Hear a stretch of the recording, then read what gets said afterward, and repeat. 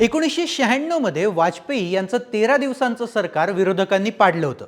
त्यावेळी भारतीय जनता पक्ष हा सर्वात मोठा पक्ष असूनही विरोधी बाकावर त्यांना बसावं लागलं। त्यामुळे एकदा भाजप नेते प्रमोद महाजन यांनी संसदेत भाषण करत असताना आपल्या जिव्हारी लागलेल्या घावाचा बदला एका भाषणाद्वारे खूप विनोदी पद्धतीने घेतला होता। तो किस्सा कोणता हे आपण जाणून घेणार आहोत। नमस्कार, मी नयन सप्रे आणि आपण पाहताय सरकारनामा। वहां के लोगों ने पूछा, भाई आपकी डेमोक्रेसी कैसी चलती है। I am Pramod Mahajan, I am member of Lok Sabha, I belong to the single largest party and I am in opposition. अब उनके और हाथ करके कहा, he belongs to the second largest party, he is outside the government supporting the government. मैंने कहा, he is the third largest party, he is inside the front but outside the government.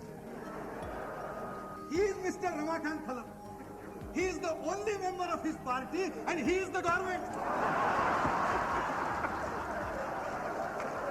हा video आहे 1997 मधला। त्यावेळी प्रमोद महाजन चीनच्या दौऱ्यावर गेले असताना भारतातील लोकशाही कशा प्रकारे सध्या चालते असा प्रश्न एका चीनी अधिकाऱ्याने त्यांना विचारला।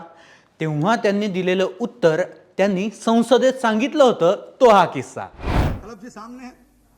हम अभी इन दिनों में चीन में एक संसदीय यात्रा थी, आपके आशीर्वाद से खलप जी के नेतृत्व हम गए। आजकल अध्यक्ष जी चीन में जनतंत्र जानने की बड़ी उत्सुकता बढ़ी है और इसलिए बहुत दिन बदले हैं।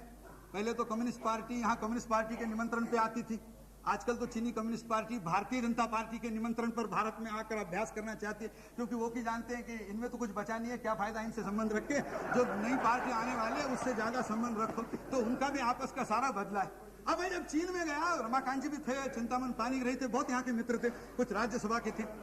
जब हम वहां गए तो कुछ वहां के लोगों ने पूछा, भाई आपकी डेमोक्रेसी कैसी चलती है, क्योंकि उन लोगों का तो संसद अलग, इलेक्शन अलग।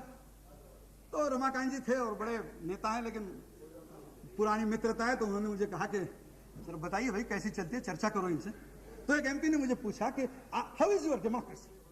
तो मैंने कहा मैं डेमोक्रेसी बताता हूँ, मेरा उदाहरण, मैंने कहा सिर्फ मैं परिचय करवाता हूँ, डेमोक्रेसी समझ लो।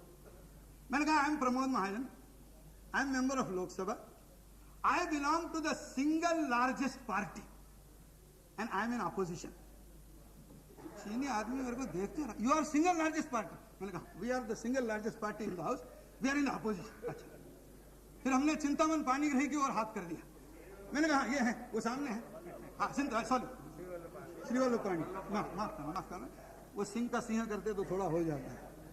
अब उनके और हाथ करके कहा, he belongs to the second largest party, he is outside the government supporting the government.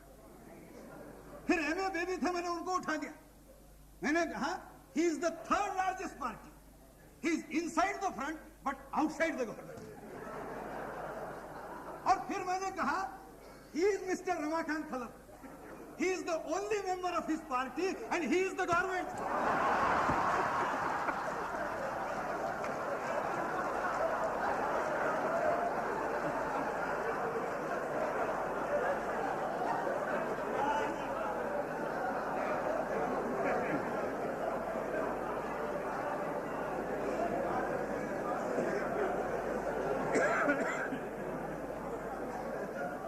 अब अध्यक्ष जी अगर इस प्रकार की विचित्र विसंगतियों से अगर इस मोर्चे का जन्म ही हुआ हो, तो आप आज कुछ भी कर ले, शरद पवार चेन खींच ले, कुछ भी करे।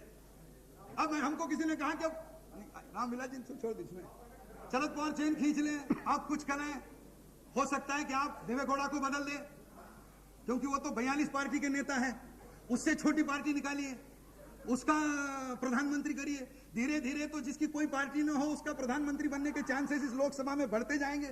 मुझे तो कभी लगता है कि इस लोकसभा में पीछे आदमी कितने हैं इससे प्रधानमंत्री नहीं बनता, जितने कम हो।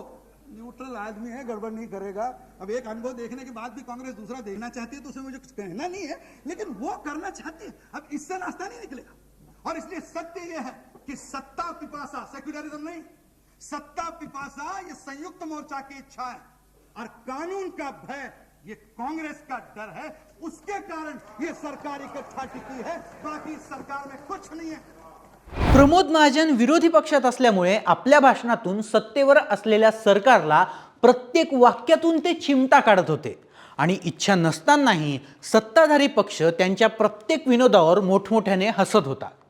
तुम्हाला ही माहिती कशी वाटली आम्हाला कमेंट करून नक्की सांगा. सरकारनामाला सबस्क्राईब करायला विसरू नका.